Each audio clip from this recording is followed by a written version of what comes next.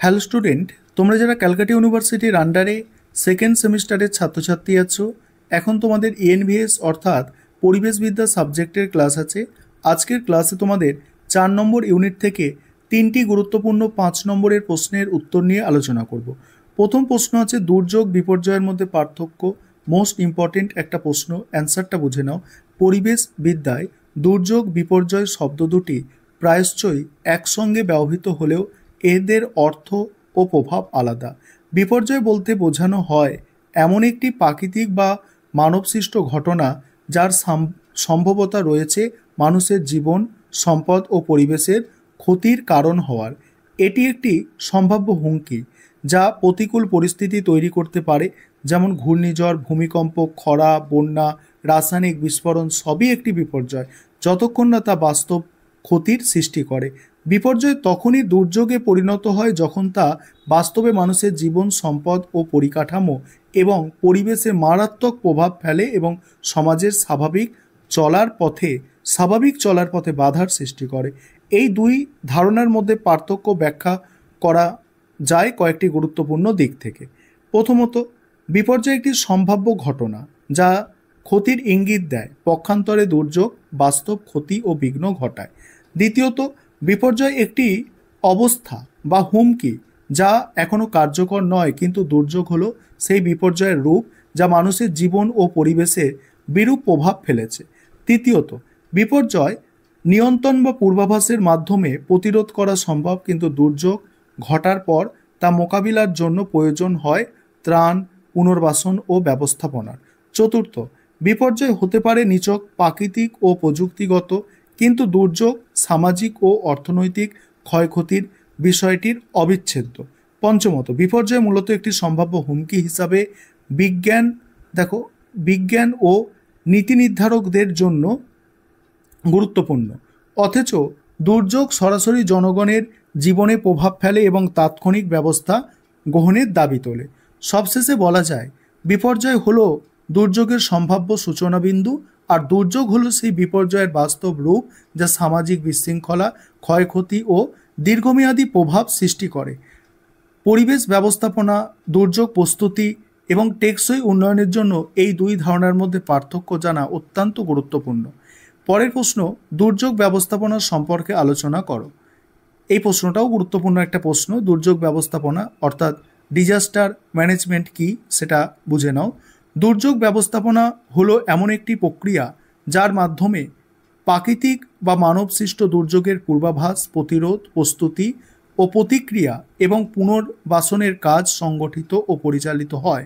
এটি শুধুমাত্র দুর্যোগ ঘটার পর ত্রাণ দেওয়ার কাজ নয়, বরং দুর্যোগের আগেই সম্ভাব্য ঝুঁকি শনাক্ত করে তার প্রতিকারমূলক পরিকল্পনা গ্রহণ করারও অংশ। পরের পাঠটুকু আলোচনা করব, তার আগে একটা বিষয় তোমাদের বলার আছে।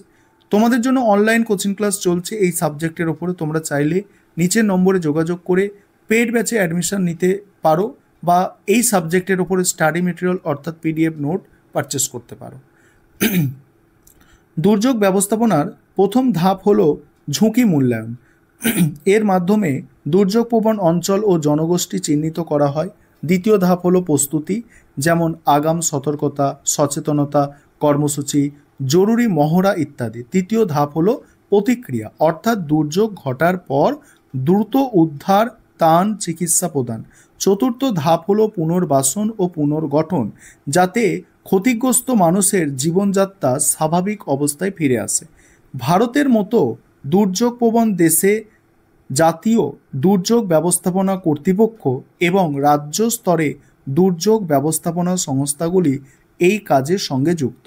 এছাড়া স্থানীয় প্রশাসন, স্বেচ্ছাসেবী সংগঠন এবং সাধারণ মানুষেরও গুরুত্বপূর্ণ ভূমিকা রয়েছে। দুর্যোগ ব্যবস্থাপনার সফলতা নির্ভর করে পরিকল্পনা, প্রস্তুতি, তথ্য প্রযুক্তির ব্যবহার, সামাজিক সচেতনতা ও বহুমাত্রিক সমন্বয়ের ওপর।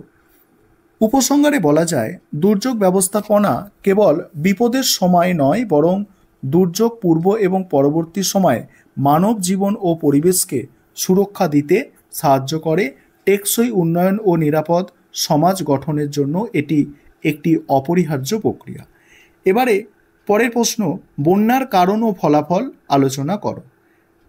বন্যা হলো এক প্রকার প্রাকৃতিক দুর্যোগ যেখানে স্বাভাবিক মাত্রার তুলনায় কোনো অঞ্চলে অতিরিক্ত জল সঞ্চিত হয়ে যায় এবং জনজীবন, কৃষি ও পরিবেশে ব্যাপক প্রভাব ফেলে।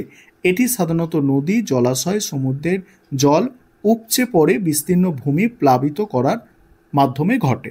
বন্যার প্রধান কারণের মধ্যে প্রথম রয়েছে প্রবল বৃষ্টিপাত। দীর্ঘ সময় ধরে টানা ভারী বর্ষণের ফলে মাটির জল শোষণ ক্ষমতা কমে যায় এবং অতিরিক্ত জল প্লাবনের সৃষ্টি করে। দ্বিতীয়ত, নদীর তলদেশে পলি জমে গেলে জলের গতি বাধাপ্রাপ্ত হয়, ফলে নদী উপচে পড়ে। তৃতীয়ত, গ্লোবাল ওয়ার্মিং, হিমবাহ গলনে ফলে হঠাৎ জলস্তর বৃদ্ধি পেয়ে বন্যা দেখা দিতে পারে। চতুর্থ, অব্যবস্থাপনার ফলে জল নিষ্কাশন ব্যবস্থার দুর্বলতা, যেমন অপরিকল্পিত নগরায়ন, ড্রেনেজ অবরোধ ইত্যাদি বন্যার অন্যতম কারণ। পঞ্চমত, বাঁধ বা জলধারের ত্রুটি বা হঠাৎ ভেঙে পড়ায়ও বন্যার জন্য দায়ী। এবারে বহুমাত্রিক ফল আছে এর। একটি বলছে, একদিকে এটি মানুষের জীবন ও সম্পদের ক্ষতি ঘটায়, বাড়িঘর ধ্বংস করে, চাষের জমি প্লাবিত হওয়া, গবাদি পশুর মৃত্যু ইত্যাদি ঘটে। অন্যদিকে যোগাযোগ ব্যবস্থা, বিদ্যুৎ, পানীয় জল, স্বাস্থ্য ব্যবস্থাপনার বিপর্যয়, দীর্ঘমেয়াদে খাদ্যাভাব, রোগ ব্যাধি, দারিদ্র্য বৃদ্ধি পায়। তবে বন্যার কিছু ইতিবাচক দিকও আছে। নদীর পলি মাটিকে উর্বর করে ভূগর্ভের জলের পুনর্ভর ঘটায়। উপসংহারে বলা যায়, বন্যা একটি প্রকৃতি নির্ভর দুর্যোগ হলেও এর অনেকগুলো কারণ মানব সৃষ্ট। সঠিক পরিকল্পনা, পরিবেশ বান্ধব উন্নয়ন ও আধুনিক প্রযুক্তির প্রয়োগের মাধ্যমে বন্যার ক্ষয়ক্ষতি অনেকাংশে কমানো সম্ভব।